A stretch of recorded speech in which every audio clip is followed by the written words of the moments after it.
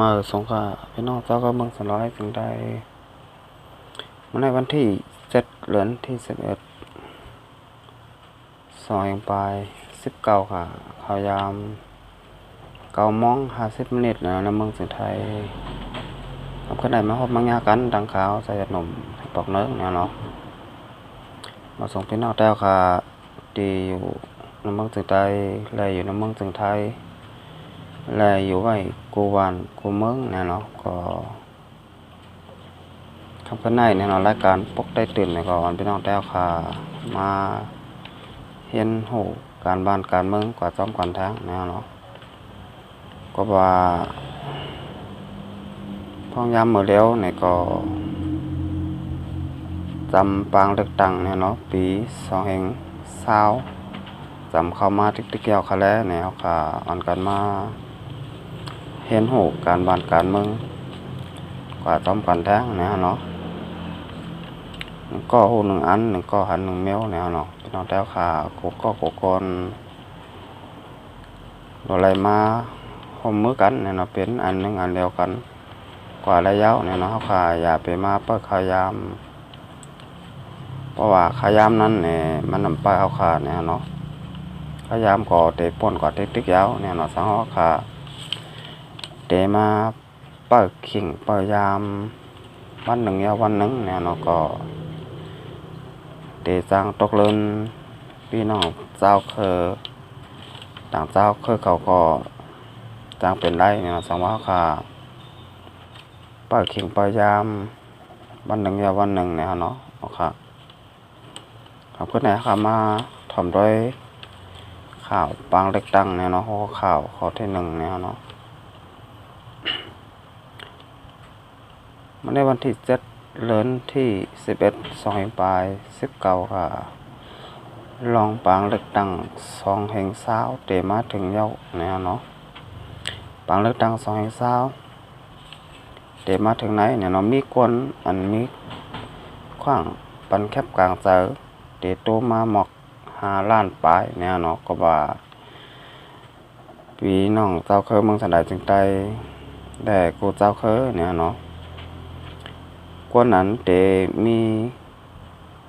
เตตอดปันแคบกลางใจไรนั้นเนี่ยเตโตมาหมอก5 ล้านปลายเนี่ยเนาะก็ว่าอันนี้ก็บ่นว่าจะเป็นหนุ่มหายใจยิงที่อันตึกใหญ่ขึ้นมาแทงตั้งหนุ่มตั้งหลายเนี่ยเนาะ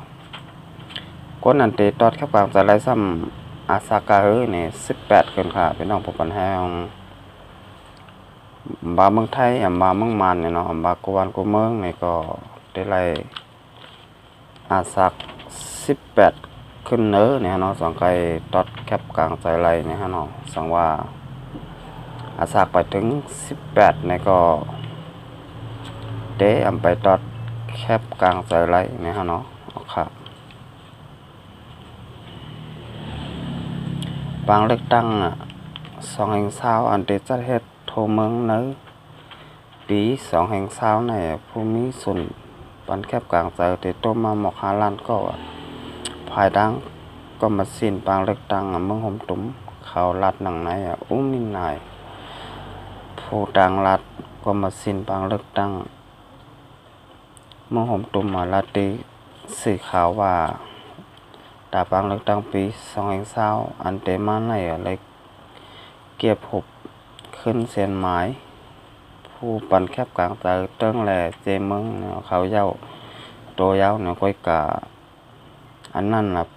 เปลี่ยนหูหุบมันก้อยแหล่เตอะไรขึ้นในปั่นแทงมาไหนเนาะเตเอาเดือนที่8ต่อถึงเดือนที่9 2 ปลาย19ในภายอุปเปิงเติ้งแหล่เจเมืองเนี่ยเนาะเอาอันเกี่ยวข้องเขาอันกันเก็บเส้นสายไม้มุ่งห่อเฮิรนอันมีเนื้อเวียงในปอกในเอิงอยู่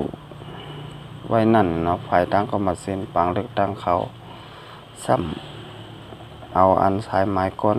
อันไผ่อุปเปิงเขาเก็บไว้นั่นเสียคัดเหล็กขึ้นยาวเก็บสายไม้ไว้ก็แล้วมีส่วนปันแคบกลางใจในเย้า มีนายสืบรัดแทงว่าเมื่อเลียวแต่เตไปมักมันปืนพาวปันเส้นสายไม้พวนมีขว้างปันแคบกลางใจนั่นแลภายด้านก็มาสิ้นปางเลือกตังเมืองห่มตุ้มมักมันไว้เมื่อปี2019ในเป็นปีอันเฮ็ดเส้นไม้ก้อยในเย้าเนี่ยเราพอถึงมาห่างปี2020ในก่อน2เตจะเทศปางเลือกตังผู้มีผลพรข่าวรัดไว้หนังไหนเนี่ยเมื่อป้อนมาปางเลือกตังปี2015นั่นเนี่ยเส้นสายไม้ผู้มีส่วนปันแคบกลางเจอในมีอยู่หมอก34ล้านปลายเสเนี่ยปางเลือกตั้ง220ในแต่ก็มาสิ้นปางเลือกตั้งเมืองห่มตุ่มเขามุงมองว่าเตเลอมาหมอก5ล้านเจอในเย้าเนี่ยในก็ข้าใจจะหนุ่มบ้านว่าเนี่ยได้เป็นหนุ่มหาใจยิงเขาเนี่ยเตียนตึกใหญ่ขึ้นมา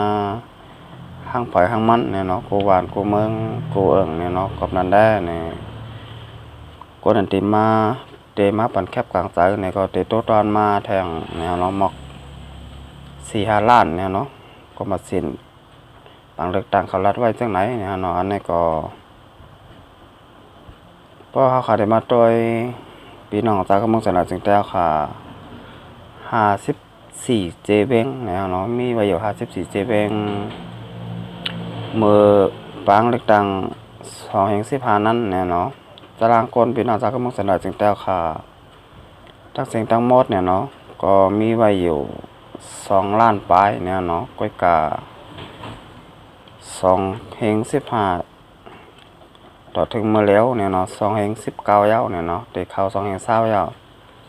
สรางคนเป็นน้องจากกำลังสนับจึงแต้วค่ะที่อยู่ไปย่ำเดียวนั้นแต่ก็เตโตตอนมาหืออันมันนั่นก็หูไรเนี่ยเตจังโตตอนมาก็จากเป็นได้อยู่เนี่ยก็ว่าพี่น้องจากกำลังสนับจึงแต้วค่ะไปมาอยู่ไปเมืองไทยก็มีไว้ตั้งน้ำเนี่ยกับนันแดมาอยู่เมืองไทยแล้วก็ปอกเฮินตั้งเยมาสื่อเฮินสื่อเยเนี่ยอยู่ไว้เมืองไทยก็มีไว้ตั้งน้ำเนี่ยกับนันแดพี่น้องจากเมืองสนับจึงแต้วค่ะเตียนอยู่ไว้ในเมืองจึงไต้เนี่ยก็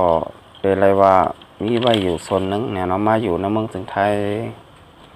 ก็เป็นโซนนึงเนี่ยกว่าอยู่ไว้ตั้งเมืองเขเนี่ยก็มีกว่าอยู่ไว้กูวันกูเมืองเนี่ยก็มีไว้ตั้งน้ำเนี่ยค่ะกำในเฮาคำมาด้วยทางหัวข้อข่าวข้อที่2นี่ก็เป็นข่าวซึกมานเขาเนี่ยซื้อเฮออันล้ำใหญ่สุดในเมืองมานเขาเนี่ยเตียนซื้อมานั่นเนี่ยเป็นเฮอล้ำเด็กก้อยเนี่ยปองในแต่ก็ซึกมานเขาได้กว่าสั่งซื้อเฮอตีเมืองกอริยาห้องกอริยาจานเนี่ยกอริยาจานนั่นความไทยสัมพังบาเกาหลีเหนือเนี่ยพี่น้องพบปัญหาสมัยพี่น้องแต้วค่ะจะเจอตีอยู่ในเมืองจึงไทยเนี่ยก็เตะไล่ทอมข่าวทอมเงาการพองอยู่เนี่ยลองเกาหลีเหนือเนี่ยเกาหลีเหนือนั่นเฮ็ดไรกูเจอกูเมียวกูเจอกูลองเนี่ยกำลังได้ซึกมันเขากว่าซื้อเฮอลำมันใหญ่สุดเนี่ยตีเกาหลีจานเนี่ยเกาหลีเหนือเนี่ยเขามาทอมข่าวก็สำคัญเนี่ยเกาหลีจานสร้างปันเฮอซึกแต่ตับมาต่อมาเมื่อวันที่2โนเวมบา2019เนี่ยเฮอซึกอันเกาหลีจานสร้างปันตาตับมาต่อมานั่นเมื่อไปมาเมืองห่มตุ่มไล่ฮอดแผลกว่าตีตาเฮอประหลัดตีเนี่ยเวียงปอสัตต่อเนี่ยนั่นในเนี่ยไรหันสื่อข่าวรัสซาออกไว้ในเย้าเนี่ยผู้ขานปากตับมาต่อแกม2,000 มินทุนเนี่ยลาตีสื่อข่าว AFA ว่าเนี่ยเฮอซึก LPT เนี่ยเนาะ VESSE เนี่ยเนาะอันไรปันจือตังภาษามานใบว่ามุกตมะในเนี่ยเนาะกริยาจารย์ก่อสร้างเฮ็ดปันว่าไหนเนาะเขาซื้อมาตีกริยาจารย์เป็นคนสร้างเฮือปันเขาเนี่ยเนาะแล้วก็สร้างเฮือขายปันภายทางตับต่อมานเขาเนี่ยเนาะแล้วก็ซื้อมาตีเมืองกริยาจารย์เนี่ยเนาะเฮือซึก LPT này nè nó trở lại cú miếu ẩm và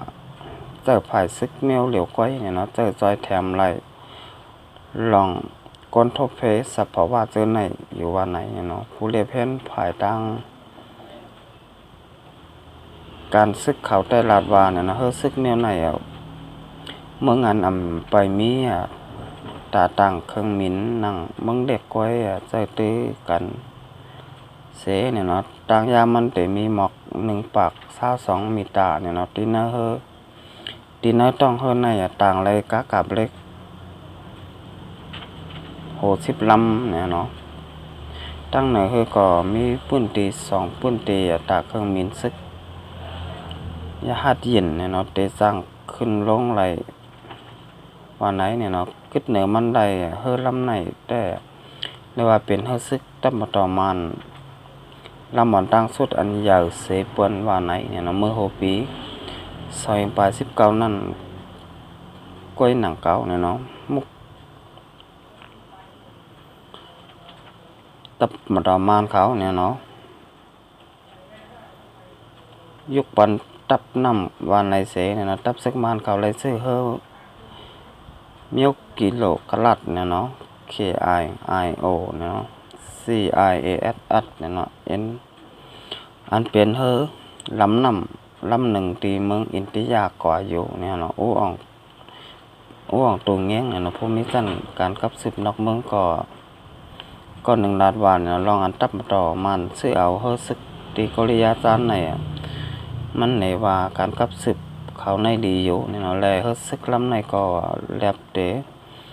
สั่งซื้อเจมมือป่นมาในแทงคอหนึ่งก็ว่ากริยาจารย์สนใจเปิ้นได้ปิกคอมมานีในเมืองเขาเฮอลำในก็เลยสั่งซื้อไว้เจมมือปีป่นมาในเสมันเป็นข้อตกลงเจมมือปีป่นมาในว่าไหนเนี่ยเนาะยามเดี๋ยวเมืองอันเจอตื้อเฮอซึกเมียวมากาซา LPT ในแต่มีเมืองโปโลไนเนี่ยเนาะอินโดนีเซียและฟิลิปปินส์ว่าไหนเนี่ยเนาะอีกเหนือสื่อรัสเซียเขาออกไว้นั่นนะว่าเฮอซึกลำในภูมิจันเต็งตาเป็นก่อห่อเสเมื่อวันที่2 โนเวมเบอร์2019ในออกตีตาเฮอรัสเซียเสออกข่าวตังมุงนายกว่าทั้งเมืองห่มตุ่มเมืองมานยาวเนี่ยอันนี้ก็เป็นข่าวลองซึกมานเขาเนี่ยเนาะซื้อเฮซึกอันใหญ่ลงเนี่ยเนาะ